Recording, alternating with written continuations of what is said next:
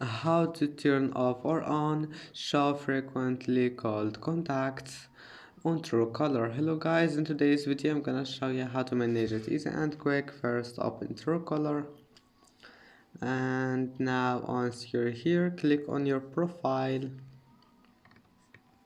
and then click settings, and here click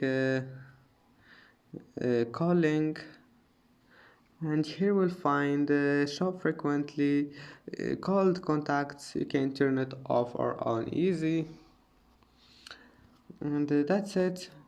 Now just go back, it will be saved, and I hope that can help you. And that's it for today's video. If you like this video, please don't forget to like and don't forget to subscribe, and thank you for watching this video until the end, and see you in the next video.